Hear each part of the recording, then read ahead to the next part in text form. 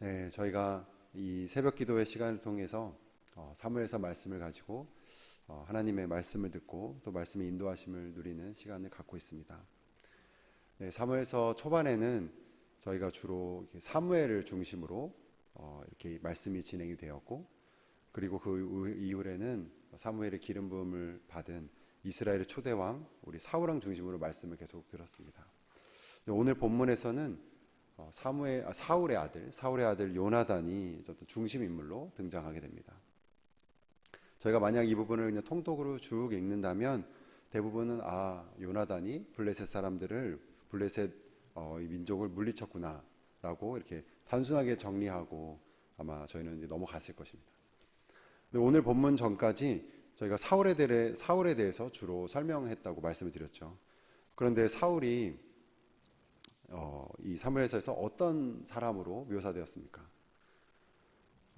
주로 사울이 하나님의 사람으로, 하나님 믿음의 사람으로 묘사되었습니까? 그리고 또 하나님의 마음에 합한 사람으로 묘사되었습니까? 그렇지 않죠. 그래서 그런 가운데 오늘 본문의 성경의 저자는 요나단을 사울과 아주 대조되는 형식으로 오늘 요나단을 서술하고 있습니다. 그 성령 하나님께서 오늘 우리 이 시간에 우리 가운데에서 있는 어떻게 보면 사울의 모습이 있을 수도 있는데 그 사울의 모습을 발견하게도 하시고 또 요나단의 말과 요나단의 행동을 통해서 우리에게 이 시간에 직접 가르쳐 주시고 또 우리를 권면해 주실 것을 기대하며 또 믿습니다. 지금 사울과 요나단이 처한 상황은 블레셋 그 군대와의 그 전투하고 있고 대치하고 있는 상황입니다. 오늘보다 이틀 전 본문이 13장 5절에 이게 잘 기록되어 있습니다. 제가 그 말씀 본문을 13장 5절 말씀을 제가 읽겠습니다. 블레셋 사람들이 이스라엘과 싸우려고 모였는데 병거가 3만이요 마병이 6,000명이요 백성은 해변에 모래같이 많더라. 그들이 올라와 벳 아웬 동쪽 믹마스에 진침해. 이스라엘을 물리치려고 온 이 블레셋 군대의 수는 방금 읽은 것처럼 정말 엄청났습니다. 말씀 그대로 보면 병거가 3만 그리고 마병이 6,000명이라고 적혀 있는데 보통 일반적으로 군대를 이렇게 묘사할 때 마병의 수가 보통은 이렇게 철병거라고 하죠. 병거 수보다는 많았던 것이 일반적이어서 병거의 수를 여기서 이제 이렇게 3만이라고 되어 있는데 보통 1,000개나 3,000개 정도라고 이렇게 신학자들이 많이 생각하고 아마 이 옮기는 과정에서 필사 과정에서 뭔가 있었던 거라고 해석하는 경우가 많습니다. 그리고 일반 병사의 수는 해변의 모래같이 셀 수 없을 만큼 압도적으로 많았다라고 말하고 있습니다. 그런데 그에 비해서 이스라엘의 군사의 수는 3장 오늘 15절의 후반부에 보면 제가 다 읽지 않겠습니다. 600명 정도라고 나와 있습니다. 그러니까 최소한으로 잡아도 그러니까 이 이스라엘에 있는 군사와 블레셋의 마병만 해도 10배가 넘습니다. 보통 이렇게 군사가 싸울 때 2배만 돼도 너무 압도적인 전력이라고 하는데 이거는 정말 비교가 될 수 없을 정도로 압도적인 상황이었습니다. 근데 이 전투에서의 군사의 수만큼이나 중요한 것이 또 하나 있는데 그것이 바로 무기이죠. 오늘 본문에서 이 무기에 대한 부분을 나타내고 있습니다. 13장 22절 오늘 본문이 아니고 이틀 전 본문 어제 본문에 보면 13장 22절에 제가 말씀 이것도 읽겠습니다. 싸우는 날에 사울과 요나단과 함께한 백성의 손에는 칼이나 창이 없고 오직 사울과 그의 아들 요나단에게만 있었더라. 이스라엘 백성에게는 말이나 병거는커녕 오늘 방금 이거 말씀 보면 칼과 창이 사울과 요나단에게만 있었다라고 나와 있습니다. 너무하죠. 그리고 앞에 보면 그래서 이스라엘 군인들은 삽이나 도끼 같은 걸 들고 있었다고 합니다. 반대쪽은 병거가 있고 마병이 있고 칼을 들고 있고 창을 들고 있는데 이쪽은 2명에게만 칼과 창이 있고 나머지는 도끼 아니면 농기구 같은 걸 들고 싸워야 되는 상황입니다. 수와 무기에 봤을 때는 압도적으로 전력이 블레셋 군대에 넘어가 있는 상황이었습니다. 이렇게 눈에 보이는 전력차가 너무나 크니까 사울을 비롯해 대부분의 이스라엘 백성은 이미 전의를 잃은 상태입니다. 13장 6절 말씀입니다. 그것도 이틀 전 말씀인데 제가 읽겠습니다. 이스라엘 사람들이 위급함을 보고 절박하여 굴과 수풀과 바위 틈과 은밀한 곳과 웅덩이에 숨으며, 당장이라도 블레셋 사람들이 이제 밀려오면 전멸될 수 있는 상황이어서 이스라엘 군사들은 다 떨고 있고 다 숨고 있고 잔뜩 움츠려서 지금 이렇게 머물러 있습니다. 그런데 이 상황 가운데 어떻게 요나단은 블레셋 군대로 나아가게 됐고 그 블레셋 군대를 물리치고 승리할 수 있었을까요? 이 본문은 많은 신학자들이 영적 전쟁의 아주 일반적이고 되게 대표적인 거로 사사하고 있는데, 그리고 이것을 우리가 영적 전쟁으로 볼 때에 또 우리는 이 말씀을 어떻게 우리의 삶에 이 말씀을 적용할 수 있을까요? 오늘 본문을 중심으로 세 가지를 영적 전쟁에 대해서 함께 살펴보도록 하겠습니다. 첫 번째로 요나단은 영적 전쟁 가운데 믿음의 고백을 하였습니다. 오늘 본문 말씀 14장 6절 말씀입니다. 이 6절 말씀은 우리 여러분과 함께 소리내서 읽겠습니다. 시작. 요나단이 자기의 무기를 든 소년에게 이르되 우리가 이 할례 받지 않은 자들에게로 건너가자. 여호와께서 우리를 위하여 일하실까 하노라. 여호와의 구원은 사람이 많고 적음에 달리지 아니하였느니라. 아멘. 요나단은 자기의 무기를 둔 소년에게, 한 사람입니다. 그 한 사람에게 이 전쟁에 대한 자기의 믿음을 고백합니다. 아버지인 사울이 지금 상황을 어떤 전투의 차원에서만 보고 있고, 전투의 승패가 눈앞에 보여지는 병력과 무기와 같은 것에만 달려있다고 보아서 이미 절망하고 잔뜩 움츠러진 상황 가운데 아들 요나단은 지금 이 상황을 다른 차원으로 보고 있습니다. 요나단은 믿음의 눈을 가지고 있었습니다. 그래서 이것을 단순히 전투라고 표현하지 않고 이것을 여호와의 구원, 하나님의 구원이라고 말하고 있습니다. 그리고 하나님의 구원을, 이것의 구원에 관한 이름을 깨달아서 요나단은 물리적인 전투를 포함한 이것을 포함해서 어떤 상위 개념으로 이것을 여호와의 구원이라고 보고 고백한 것입니다. 그리고 이러한 믿음의 고백은 나중에 요나단의 절친이 되고 요나단의 정말 믿음의 동역자가 되는 다윗에게도, 어떻게 보면 우리의 믿음의 고백 모델이 되는 다윗에게도 거의 그대로 표현되었습니다. 14장 사무엘상 17장 47절입니다. 제가 17장 47절 말씀도 제가 읽겠습니다. 또 여호와의 구원하심이 칼과 창에 있지 아니함을 이 무리에게 알게 하리라. 전쟁은 여호와께 속한 것인즉 그가 너희를 우리 손에 넘기시리라. 요나단은 구원이 사람의 많고 적음에 달려있지 않다고 하였고, 다윗 또한 지금 골리앗과의 지금 전투 가운데 같은 의미로서 구원이 칼과 창에 있지 않다고 말하고 있습니다. 더 나아가서 다윗은 진정한 구원은 사람에게 속한 숫자나 무기 같은 것이 아니라 눈에 보이지 않는 하나님에게 속한 것이라는 믿음의 고백을 합니다.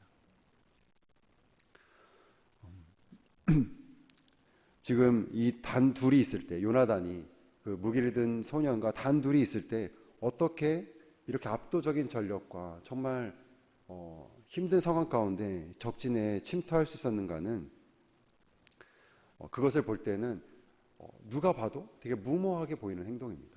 저쪽은 철병거와 마병이 잔뜩 포진되어 있는데 두 사람이 거기에 침투했다는 것은 누가 봐도 무모해 보이는 행동이죠. 아마 본 사람은 누구나 다 이렇게 얘기할 수 있을 것입니다. 저 사람은 뭔가 믿는 구석이 있지 않았을까? 믿는 구석이 있기 때문에 저렇게 나아갈 수 있지 않았을까 말이죠. 그 믿는 구석이라고 할 수 있는 부분이 요나단에게는 바로 믿음의 대상인 여호와 하나님이었던 것이었습니다. 여러분, 믿음은 지금 믿고 있는 당사자인 이 주체보다 그 믿음의 대상이 훨씬 더 중요합니다. 믿고 있는 대상이 어떤 자인지, 또 그 사람이, 그 존재가 어떤 성품을 가지고 있는가에 따라서 그 믿는 대상 때문에 믿는 자는 말과 행동이 달라지게 됩니다.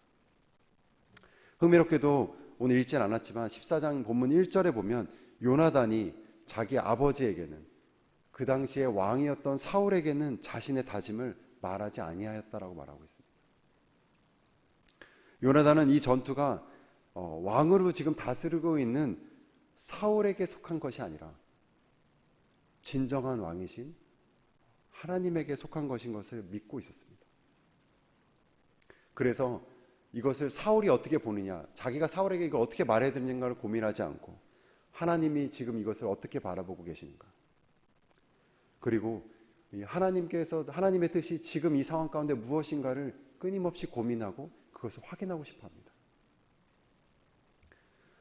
그 가운데 요나단은 여호와의 구원은 사람의 많고 적음에 달려있지 아니한다라는 믿음의 고백을 한 것입니다. 두 번째로 요나단은 이 영적 전쟁 가운데 승리하기 위해서 순종으로 행하는 모습을 보여주고 있습니다. 13절 말씀입니다. 본문 14장 13절 말씀, 이 말씀 구절도 여러분과 함께 읽겠습니다. 시작. 요나단이 손발로 기어 올라갔고 그 무기를 든 자도 따랐더라. 블레셋 사람들이 요나단 앞에서 엎드려짐에 무기를 든 자가 따라가며 죽였으니. 여기서 요나단은 하나님께서 공격을 명령하시고 허락하시고 말씀하셨다고 믿고 그것을 자신의 행동으로 순종하며 행동으로 옮기게 됩니다. 말씀에 보면, 방금 읽은 말씀에 보면 구체적으로 손발로 기어서 올라갔다라고 말하고 있습니다. 지금 요나단은 어떤 밑 가운데, 아래 가운데 있는 것 같고 블레셋은 높은 곳 가운데 있는 것 같습니다. 손발로 기어 올라갔다는 말은 상대방의 공격에 방어할 수도 없는 상태이고 위험을 감수하고 이루어지는 행동입니다. 믿음은 여러분 행함으로 우리가 알다시피 증명되는 것이고 고백은 행동으로 연결되게 됩니다. 그런데 순종은 대부분 하나님께서 우리에게 요구하실 때 매우 구체적이고 실제적인 행동으로 나오게 되어 있습니다.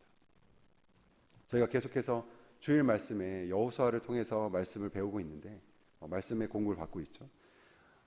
최근에 배웠던 것만 들었던 것만 봐도 요단강을 건너라는 말씀에 순종할 때에 이스라엘 백성은 요단강 물 위로 발을 내딛는 행동으로 순종하게 되었습니다. 그리고 여리고성을 정복할 때도 바로 지난주 말씀에도 어떻게 말씀에 순종해야 됐나요?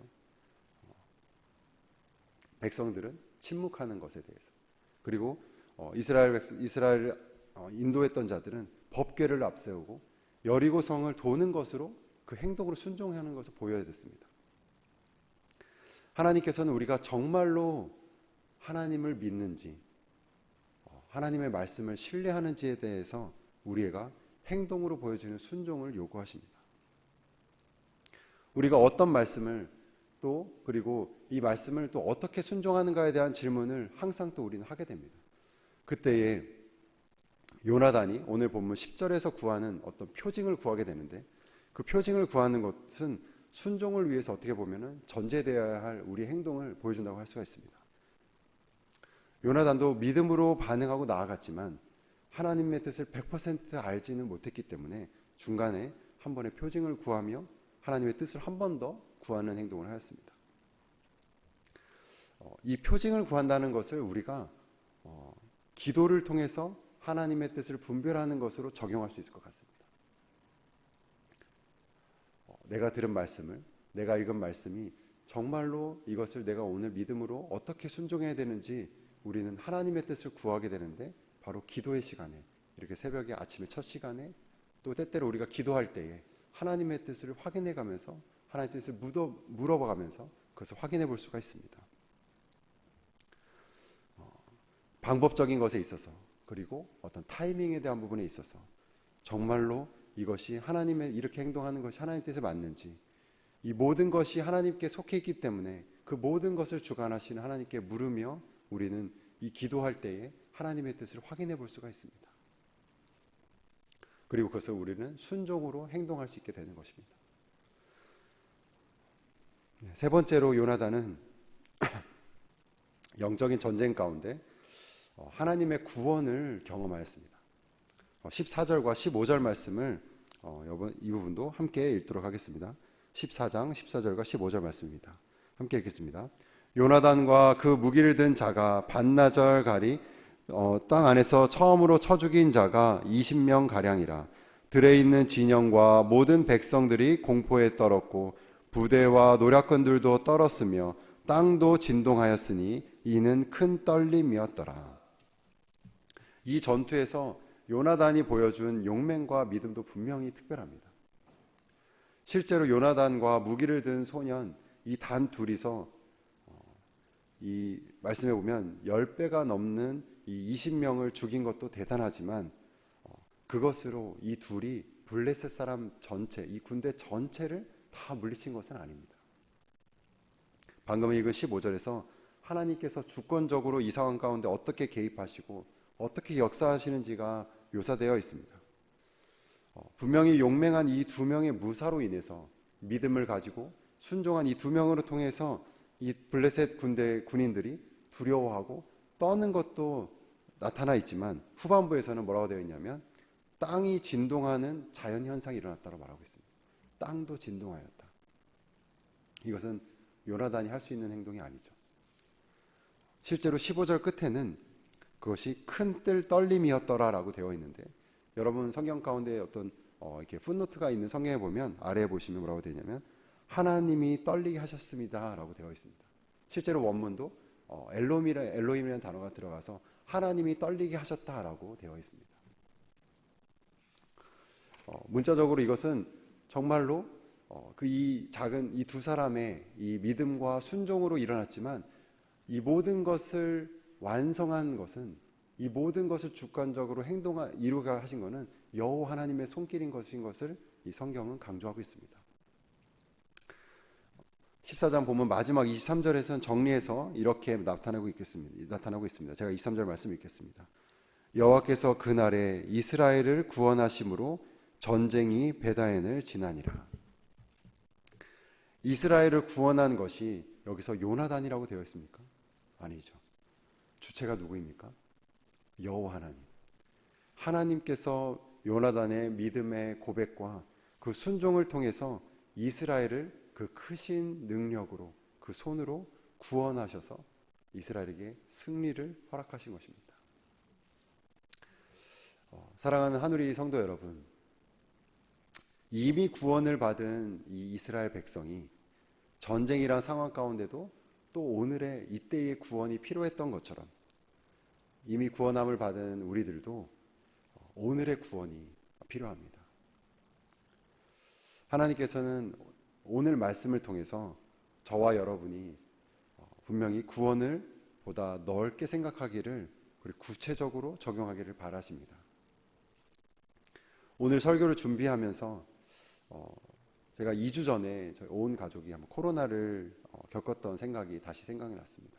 지금도 약간의 후유증이 있는데 처음으로 저희 가족 처음으로 코로나에 다 같이 한번 걸리고 내 식구가 모두가 다 섭씨로는 40도가 넘는 고열을 다 같이 앓았었습니다. 처음에는 잠깐 넘어갈 거라고 생각이 드는데 순간적으로 저에게 두려움이 찾아왔습니다. 그 전에 처음에 들었던 코로나에 대한 뉴스들과 주변에서 저희 주변에 실제로 코로나로 목숨을 잃으신 분도 계셨었는데 그런 생각도 나게 되고 아무도 도와줄 수 없는 이 상황 가운데 어떻게 해야 되나라는 고민도 걱정도 많이 하게 됐습니다. 이 코로나 가운데 회복이 되는 어떤 저희가 구원이라는 개념을 봤을 때 회복에 대해서는 분명히 좋은 치료제도 필요하고 또 이미 그 몸에 갖고 있는 건강한 면역도 필요하겠죠. 그런데 그때에 저희가 이것에만 생각하게 됐었을 때에 저희 교회에서 함께 하고 있는 가정 예배를 함께 드리면서 우리 가족의 이 건강의 회복이 이 코로나를 극복하는 것이 어떤 다른 것에 속해 있는 것이 아니라 거기서 결정지어지는 것이 아니라 하나님께 속해 있는 것이고 정말로 하나님께 결정지어지는 것이라는 것을 저희 가족이 함께 고백했던 시간이 있었습니다. 이 요나단이 6절에서 여호와의 구원은 사람의 많고 적음에 달려있지 아니하니라라고 했던 고백을 이 말씀 가운데 이 구원이라는 이 말씀 구절 가운데 여러분의 삶에 지금 가장 직접적인 이슈를 한번 넣어서 오늘 기도 가운데 기도하시길 권면해 드립니다. 사울처럼 우리는 눈에 보이는 것에 영향을 받는 그 연약함이 분명히 있습니다. 자녀 양육에 있어서는 어떨까요? 좋은 학군, 그리고 주변에 좋은 친구들, 좋은 선생님, 유용한 정보들 다 중요하죠. 하지만 자녀 양육에는 분명히 영적인 전쟁에 속한 것이고 하나님께 전적으로 속한 것입니다. 관계에 있어서는 어떻습니까? 관계에 있어서는, 사람과의 관계에 있어서 너무 어렵죠. 내가 하는 말, 행동, 그리고 상대방에 대한 이해와 상대방의 어떤 공감도 너무나 중요하지만 본질적으로 관계 문제도 영적인 문제이며 하나님의 손에 달려있는 문제입니다. 여러분의 오늘 기도 가운데 하나님의 주권을, 여러분의 그 삶의 모든 이슈 가운데 하나님의 주권을 믿음의 고백으로 함께 하시고, 기도 가운데 하나님의 뜻을 분별하셔서 그 중에서 하나님께서 허락하신 것에 믿음으로 순종하시며 하나님의 구원을 여러분의 삶 가운데 오늘 충만하게 경험하시게 주님의 이름으로 축원합니다. 함께 기도하겠습니다.